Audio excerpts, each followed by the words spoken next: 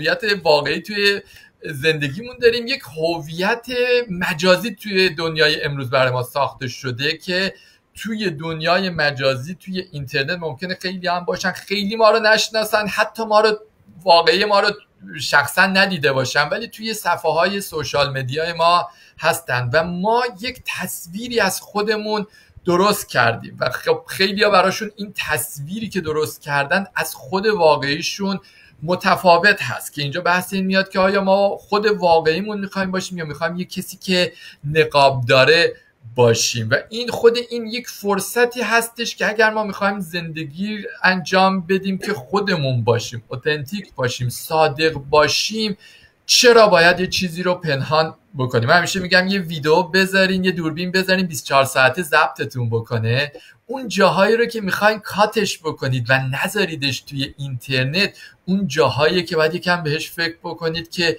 چرا میخواین اون جاها رو توی اینترنت نذارین که همه ببینن. یعنی خود این رو من به عنوان یک چالشی میبینم که باعث رشدمون بشه. اولین کسی که وقتی بیاد به من بگه که نمیخوام این رو توی سوشال مدیام بذارم، مثلا دیگران قضاوتم میکنن، ارزش ها چیا هستن؟ اونها مهمتر هستن یا ارزش های خودت یا هدف خودت و چرا با خودت و زندگیت صادق نیستی؟ چون این تو ابعاد مختلف هم ما رو به چالش میتونه بکشه. یه چیز دیگه ای که پیش میاد اینه که آدم وقتی میخواد وقتی میخوایم یه راه جدید رو شروع کنیم، یه کار جدید رو شروع کنیم، مثلا اگه بخوایم یه کاری که کار خودمونه، میخوایم رئیس خودمون باشیم، میخوایم یه بیزنس جدید رو راه بندازیم که یه کار کارمندی نیست یه جای استخدام بشیم و بهمون حقوق بدن، خب این یکم میتونه با اضطراب و استرس همراه باشه، چون ما یه جورایی داریم از نقطه امنمون میایم بیرون و اون یک ترس و اضطرابی رو به همراه خواهد داشت.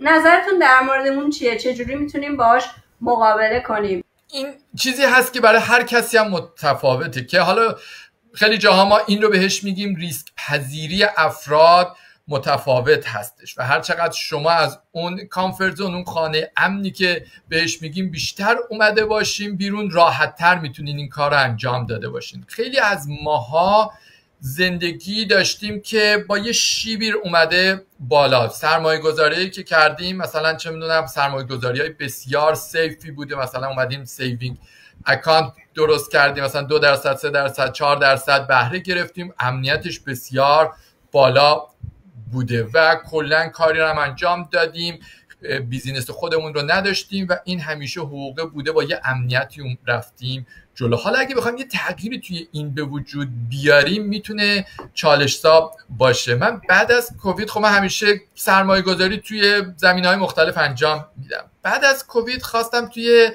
کریپتو دوباره سرمایه گذاری بکنم، بازارش خیلی اون موقع داغ بود و 400,000 تا گفتم که میخوام سرمایه گذاری بکنم. بعد از خودم پرسیدم که اگر من این 400,000 تا رو گذاشتم و 400,000 تا رفت، چون کریپتو همونطور که میدونید های ریسک های ریترنه و باید بدونیم که ممکنه بذاریم و دیگه نباشه، ممکنه هم 3 برابر بشه. اگر که من بخوام یه چیز امنی باشه میذارمش 3% در بانک سود میگیرم، خیالم راحته. از خودم پرسیدم اگه این 400,000 دلار رو سرمایه گذاری بکنم و همه این 400,000 دلار یه دفعه از بین رفت، آیا شب هنوز راحت میتونم بخوابم یا نه؟ فکرم نگران، پشیمونم، یا زمانی که بالا پایین میره خیالم راحته یا راحت نیست؟ و دیدم که نه، برای 400,000 تا با توجه پورتفولیویی که من تو جای مختلف دارم رقم بالاییه که اگه یه دفعه همش بره فکرم میتونه مشغول باشه. 200,000 تا اومدم سرمایه گذاری کردم و حالا بالا پایینا و کرش و همش